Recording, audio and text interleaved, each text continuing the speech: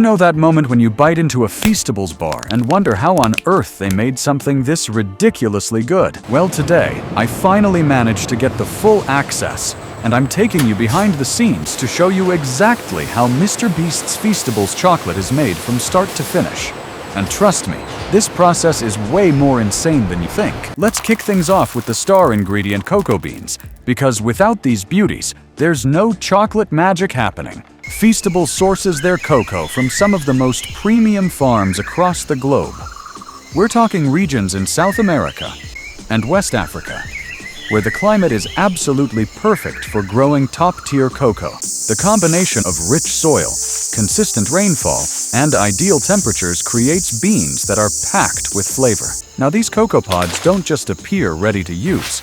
The harvesting process is intense. Workers carefully select only the ripest pods by hand, because timing is everything here. Harvest too early and the beans lack flavor too late, and you risk fermentation issues. Each pod is inspected to ensure it meets the strict quality standards that Feastables demands. And honestly, when you see the care that goes into selecting these pods, you start to understand why the chocolate tastes so incredible. Once harvested, the pods are cracked open to reveal the cocoa beans nestled inside, surrounded by a sweet white pulp. This pulp actually plays a crucial role in the fermentation process, which we're about to dive into. The beans along with that pulp are scooped out and placed in large fermentation boxes, or sometimes banana leaves, depending on the farm's traditional methods. Fermentation is where the flavor really starts to develop, and it's a process that can't be rushed. The beans sit in these boxes for about 5 to 7 days. During this time, natural yeasts and bacteria break down the pulp, and the beans begin their transformation from bitter and astringent to complex and flavorful. The temperature rises naturally during fermentation, sometimes reaching up to 50 degrees Celsius, and the beans are turned regularly to ensure even fermentation. Throughout after fermentation comes the drying stage, and this is super important for preventing mold and preserving those flavors. The beans are spread out on large drying racks under the sun. Workers rake them regularly, ensuring they dry evenly. This process takes about 1 to 2 weeks, depending on weather conditions. By the end, the moisture content drops from around 60% to just 7%, making them stable for shipping. Now here's where it gets really cool. The dried beans are carefully packed and shipped to Feastables production facilities, where the real transformation begins. As soon as those bags of cocoa beans arrive, they go through an intense quality inspection. Every single batch is tested for moisture content, bean size, and any potential defects. Nothing gets through unless it's absolutely perfect. The first major step at the facility is roasting. And let me tell you, this is where the aroma becomes absolutely intoxicating. The beans are loaded into these massive industrial roasters that look like giant rotating drums. The roasting temperature and time are carefully controlled, based on the specific bean origin and the desired flavor profile. We're talking temperatures between 120 to 140 degrees Celsius for anywhere from 30 to 45 minutes. What's happening during roasting is pretty fascinating. The heat causes chemical reactions inside the beans that develop those rich chocolatey flavors we all love. It also helps loosen the outer shells, making the next step much easier. The beans tumble continuously in the roaster, ensuring even heat distribution and preventing any burning. You can actually smell when they're ready.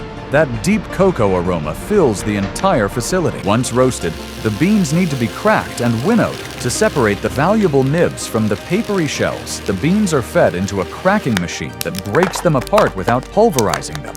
Then a winnowing system uses airflow to blow away the lighter shells while the heavier nibs fall through. It's incredibly satisfying to watch these machines work with such precision, separating the good stuff from the waste in seconds. Now we've got these beautiful cocoa nibs, and they're about to undergo one of the most important transformations in chocolate making. The nibs are fed into powerful grinding machines that literally grind them into a liquid called cocoa liquor, or cocoa mass. Despite the name, there's no alcohol involved.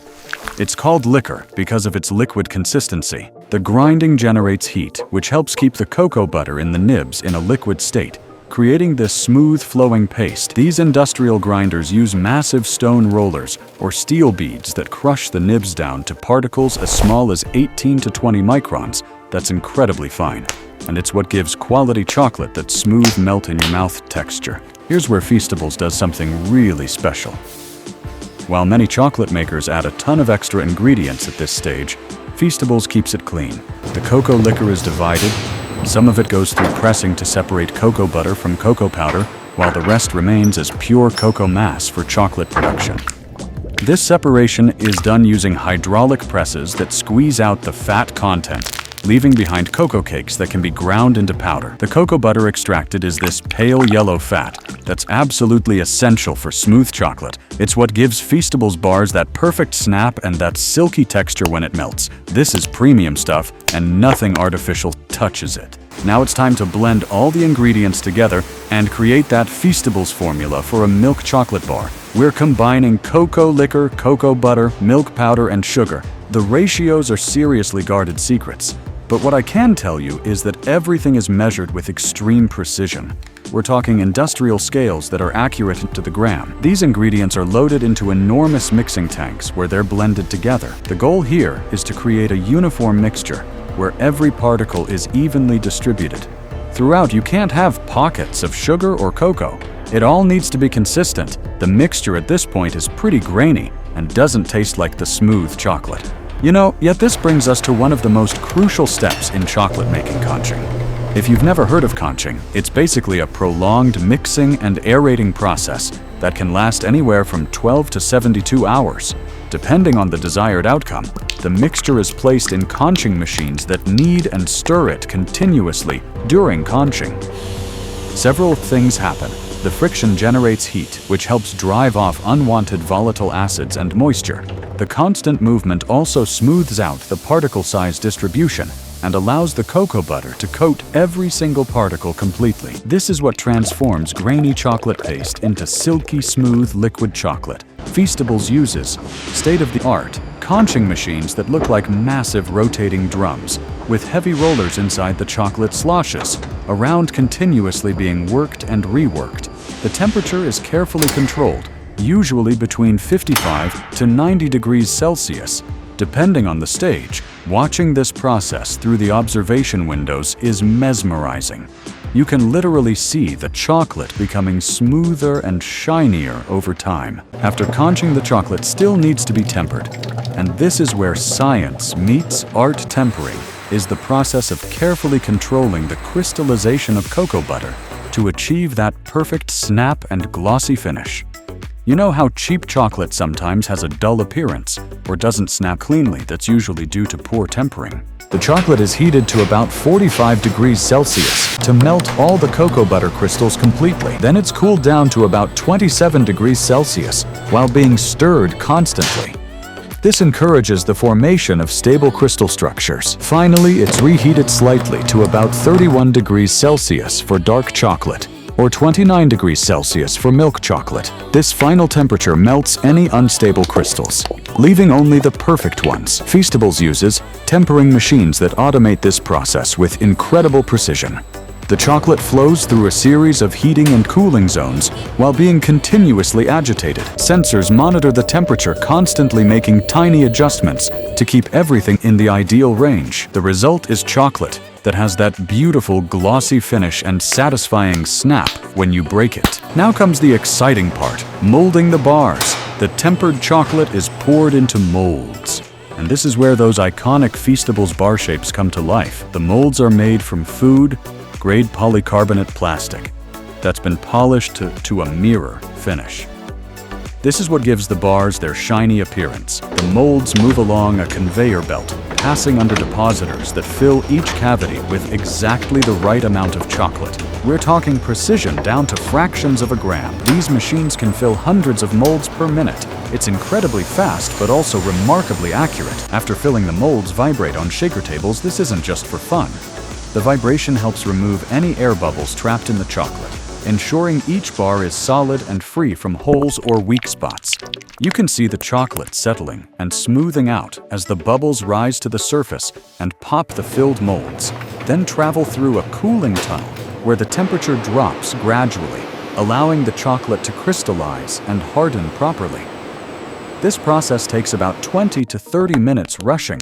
It would cause the chocolate to crystallize incorrectly, resulting in bloom or poor texture. Inside the cooling tunnel, the temperature is kept at a precise 8 to 12 degrees Celsius, and the humidity is controlled to prevent condensation. When the molds emerge from the cooling tunnel, the chocolate has fully set and contracted, slightly making it easy to demold. The molds are flipped over and given a gentle tap and out-pop these perfect Feastables bars. It's oddly satisfying watching dozens of bars release simultaneously and slide onto the conveyor belt. But we're not done yet. Quality control is huge at Feastables. Every single bar is inspected as it moves along the production line. First, there are visual inspections where workers check for any defects, like air bubbles, incomplete filling, or surface imperfections. Any bar that doesn't meet standards is immediately removed. Then there are random samples taken for more detailed testing. These bars are broken to check the snap, melted to verify the texture, and of course tasted to ensure the flavor is absolutely on point. The quality control team takes this seriously because one bad bar could affect the entire brand reputation. Now let's talk packaging. Because Feastables doesn't just stop at making incredible chocolate. The presentation matters too. The bars are fed into wrapping machines that encase each one.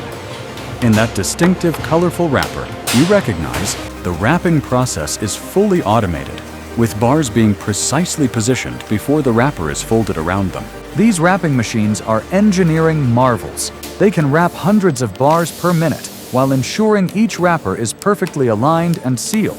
The wrappers themselves are made from materials designed to protect the chocolate from light, moisture, and air, all things that can degrade quality over time. After wrapping, the bars are organized by flavor and loaded into boxes for distribution. Robotic arms and conveyor systems work together to sort, stack, and pack everything efficiently. It's like watching a perfectly choreographed dance, where every movement has a purpose. One thing that really sets Feastables apart is their commitment to quality ingredients. If you look at the wrapper, you'll see a surprisingly short ingredient list. Compared to many chocolate bars, there's no artificial flavors, no corn syrup, no weird additives, just real ingredients that you can actually pronounce. The milk powder used in Feastables milk chocolate comes from carefully selected dairy suppliers who meet strict quality standards. The sugar is premium cane sugar, not high fructose corn syrup, and every ingredient is traceable back to its source. This transparency is something MrBeast and the team take really seriously throughout the entire process. From bean to bar, there are multiple safety and quality checkpoints. Every batch of ingredients is tested, every machine is regularly calibrated, and every finished product is verified. This level of attention to detail is what ensures that every Feastables bar delivers the same amazing experience. What's really cool is how much thought goes into sustainability too. Feastables works with cocoa farms that practice responsible farming methods, ensuring fair wages for workers and environmentally conscious growing practices. The packaging is designed to be recyclable, and the entire production process is regularly audited for efficiency and waste reduction. Now let's talk about those special flavors, because Feastables isn't just about plain milk chocolate. The process for creating flavors like peanut butter or cookies and cream involves additional steps for the peanut butter bars. Smooth peanut butter is prepared separately and then swirled into the chocolate during the molding process, creating those delicious ribbons. Throughout for the cookies, and cream variety crushed cookie pieces are added to the chocolate mixture just before molding. The challenge is distributing the pieces evenly while maintaining the chocolate's smooth texture. The pieces need to be the right size, too large, and they make the bar difficult to bite. Too small, and you lose that satisfying crunch. The almond variety uses carefully selected almonds that are roasted separately to bring out their flavor before being mixed into the chocolate. The ratio of almonds to chocolate is precisely calculated to ensure every bite has that perfect nutty crunch. Special editions and limited flavors go through even more testing. Before production, the development team creates dozens of test batches experimenting with different ingredients, ratios, and processes. Only when they nail the perfect formula does it go into full production. Watching this entire process from start to finish really makes you appreciate what goes into every single Feastables bar. This isn't just chocolate being pumped out on an assembly line.